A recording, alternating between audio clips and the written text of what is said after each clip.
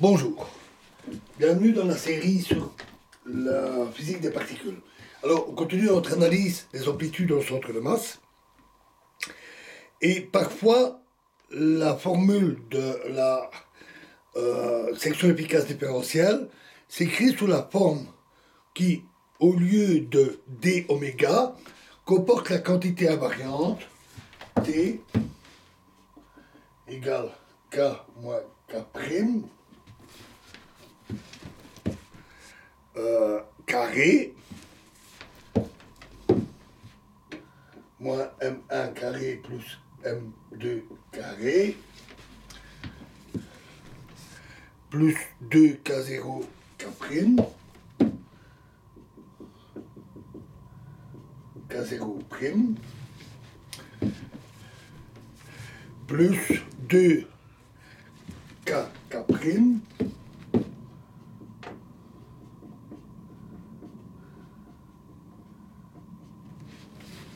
fois cosinus θ, où θ est l'angle entre les vecteurs k et k'. Dans le système du centre de masse, les impulsions sont définies seulement par l'énergie totale K0, et si cette dernière est fixée, alors dt est égal à 2kk'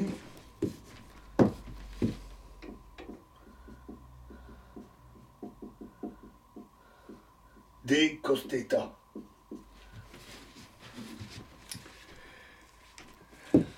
L'expression de dω peut donc être remplacée par dω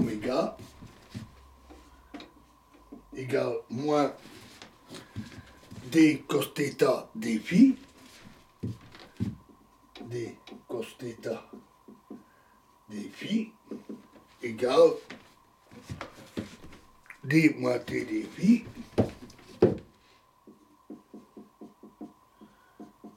sur 2kk'.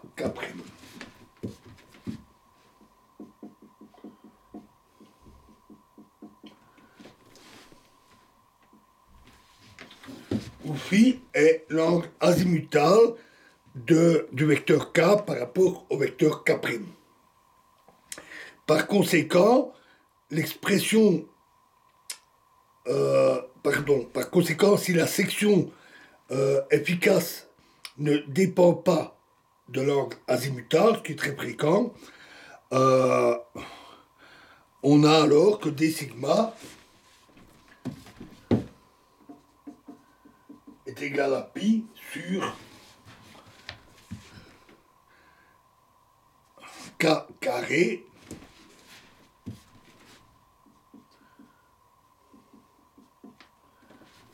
fois f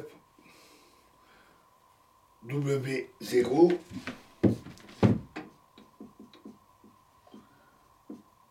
carré fois d moins t.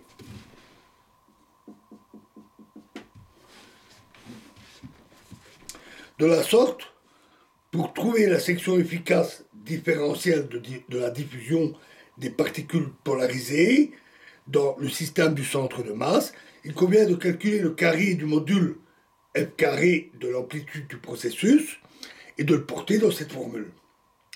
Dans le cas des particules non polarisées, il faut encore sommer sur les projections des spins des particules finales et calculer la moyenne suivant les projections des spins des particules initiales. Si dans le processus interviennent des baryons, l'expression générale de l'amplitude peut se mettre sous la forme Fw0 est égal à phi L croix F phi L. Les phi sont bien sûr les spinners. Et F est ici l'opérateur contenant en particulier la matrice sigma. En reprenant les mêmes raisonnements que ceux qu'on avait déjà vus précédemment, on obtient alors que FW0 carré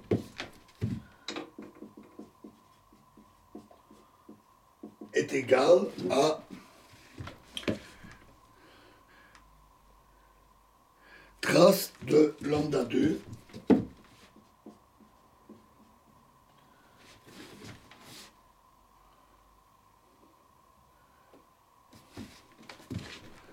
F lambda 1 F croix. Dans le cas de baryons non polarisés, lambda est égal à phi croix phi égale 1. Et donc, FW0 carré est simplement trace de F croix.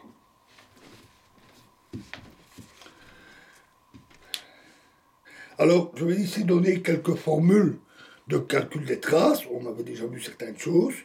Alors, premièrement, la trace des matrices sigma, on avait surtout vu ça pour les matrices gamma. La trace des matrices sigma ne change pas dans la permutation cyclique. C'est une propriété générale de la trace.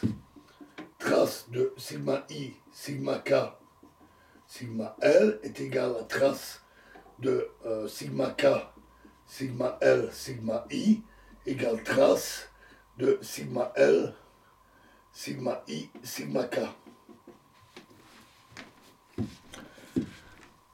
Deuxièmement, la trace de sigma a, avec vecteur quelconque, est égale à 0. Ensuite, la trace de sigma a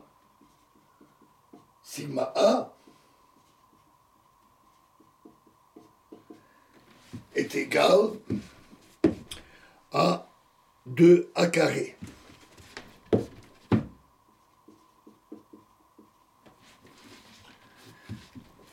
La trace de sigma a, sigma b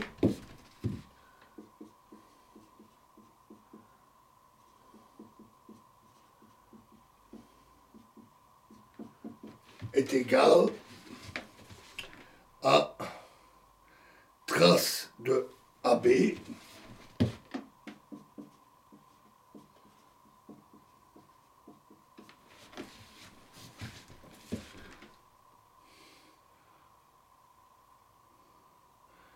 plus I sigma AB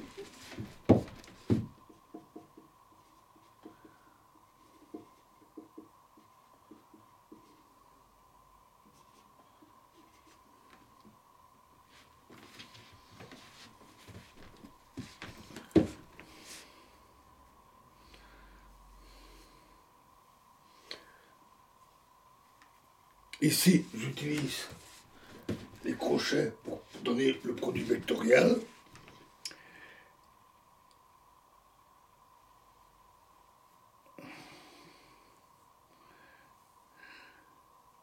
Et donc égal à trace de AB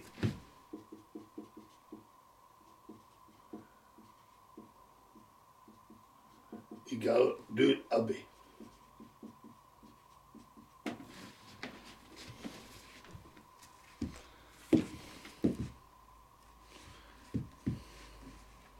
Ensuite, trace de sigma A, sigma B, sigma C.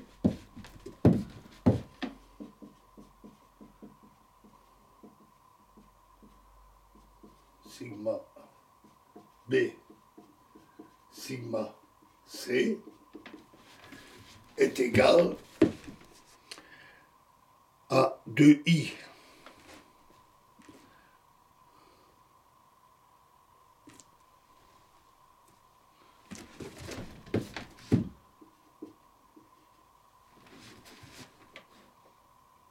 ABC, 2i, AB, C,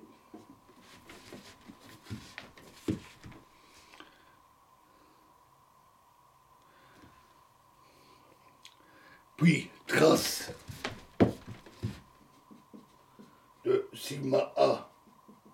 sigma B, sigma C, sigma D est égal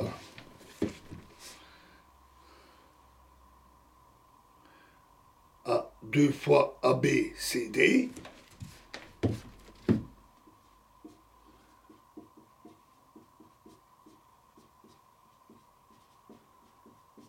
moins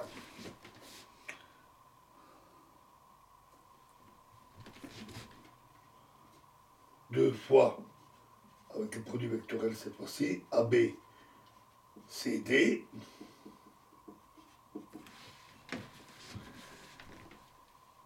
égale à 2 ABCD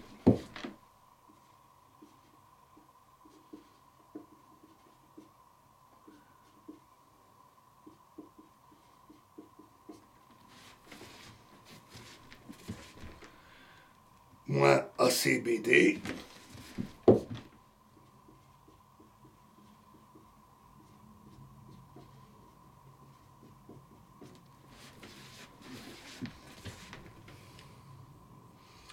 plus BCAD plus BCAD.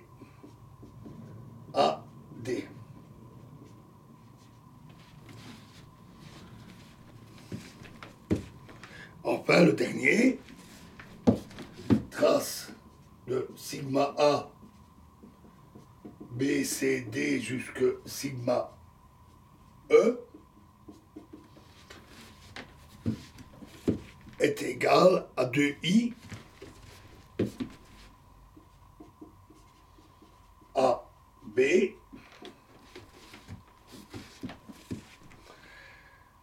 CDE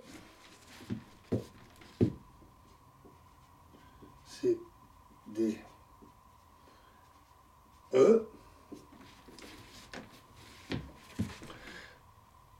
plus DA ABC.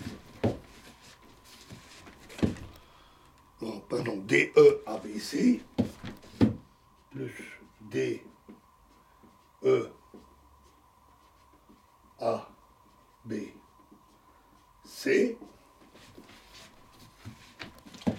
plus BCADE plus BCADE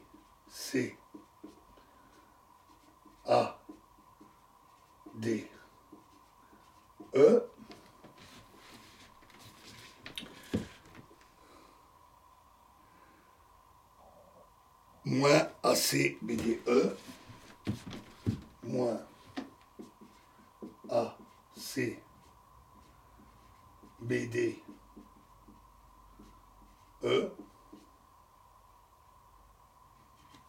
voilà. Avec cette formule, on sait traiter à peu près tous les cas. Alors,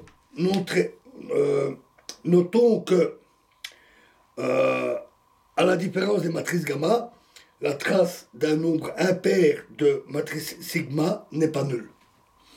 Voilà, et nous verrons la suite des déductions dans la prochaine vidéo.